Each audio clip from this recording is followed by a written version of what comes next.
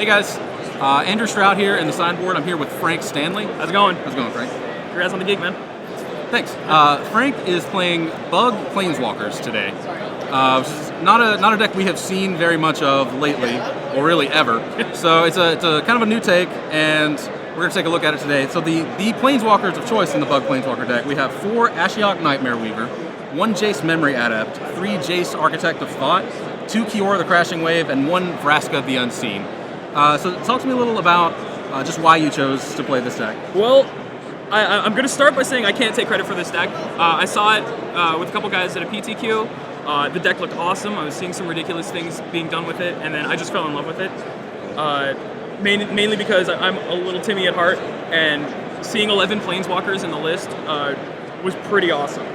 Sure. I'm looking at it today, and I'm kind of thinking about the meta, how like some of the big matchups right now are any monsters build, whether it be Jund or Red-Green, and then Blue-White Control.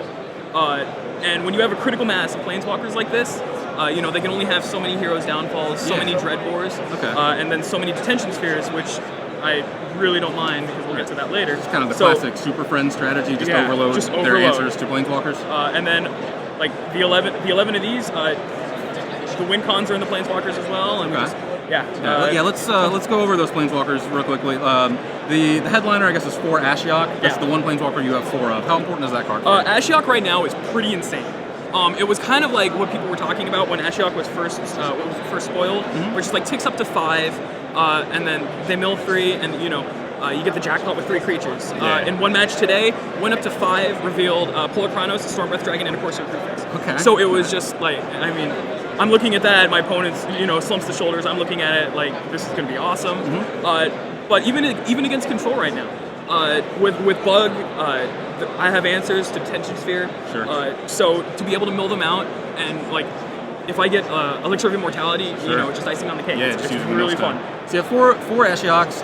You are protecting your Ashiok with Jace Architect of Thought and Kiora the Crashing Wave. Is that meant to be kind of the curve?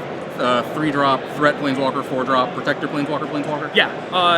It doesn't happen often, but when it does, it's really difficult for any opponent to turn the corner and just kind of get ahead.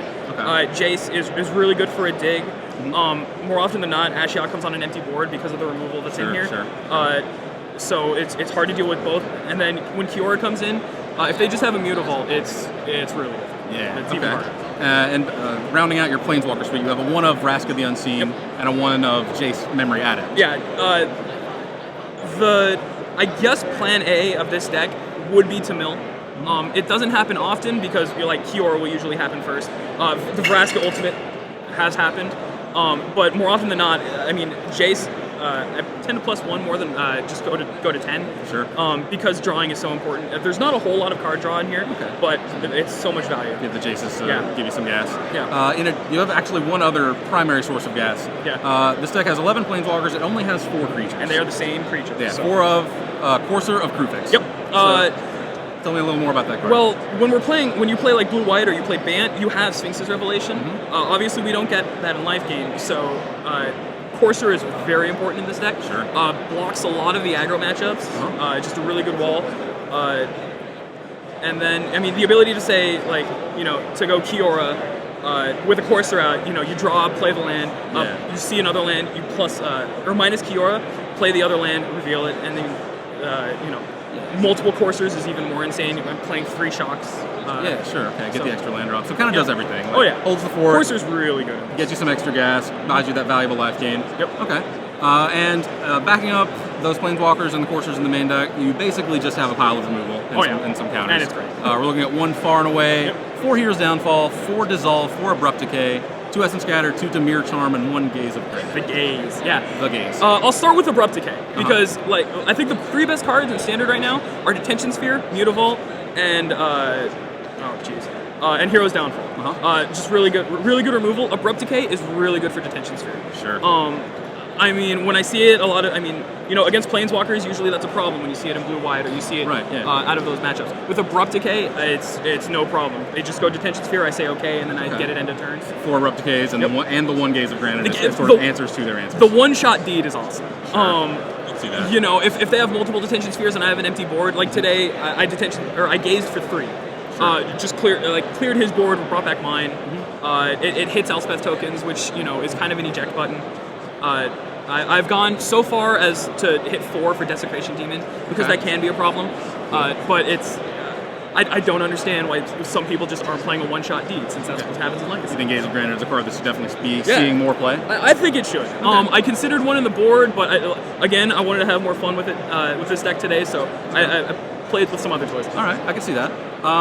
You said earlier that you decided to play this deck because you wanted to be able to beat monsters, green red monsters, Jund monsters. Mm-hmm. So I assume you think that is a very good matchup. That's what you're hoping to play against. The great thing about this matchup is, the great thing about this deck is its good matchups are probably the top 2 decks right now. Sure. That's the monsters builds, and then it has a really good game against blue-white control. It's a lot grindier. The game goes on a lot longer, but you win with 11 planeswalkers, and then this removal suite like an Abrupt Decay. More often than not, you win the attrition battle. Sure, I can see that. The one control matchup I went to today, it went to a draw, unfortunately, but it was close. It was really close. Okay. So.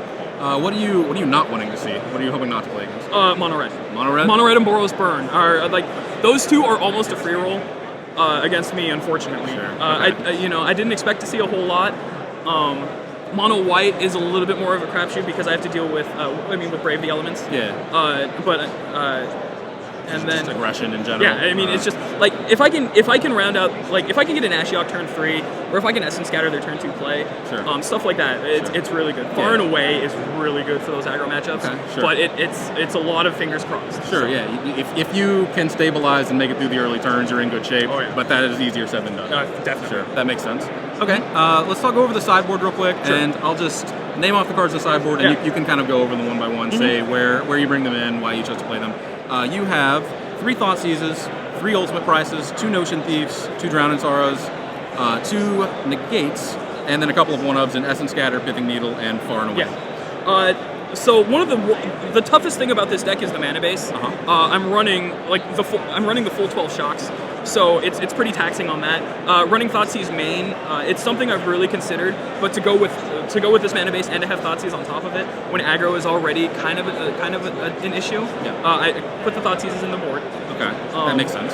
Right, the Essence Scatter and the Negates at one point were gainsays, just because I was focusing more on the mono blue matchup, or just kind of for more of the creature bases, but the gainsays really just kind of didn't do enough, or they did things where I already had the answers in the main, so I just switched them up to hedge against creatures more, and then to hedge against say planeswalkers is something I don't really want to deal with. Yeah, fair enough. It's a good cancel. Notion Thief, I'm just having fun.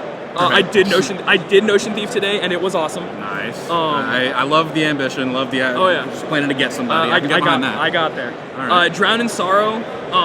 Initially, that was an extra just 1 removal and a Bile Blight. Yep. But in testing, just Drown in Sorrow feels really good. Sure. That's the big hedge against the aggro. You mentioned you were really worried about getting swarmed, but this seems like a good stopgap against that for sure. And Ultimate Price is just going back to that removal. Yeah. There's not a lot of just multicolored creatures right now. So Ultimate Price is an excellent card. Okay. All right, cool. Well, thank you for sitting down and talking to us. For Frank Stanley, I'm Andrew Strout. Stick around. We will be bringing you all the coverage here at the Open Series here in Seattle.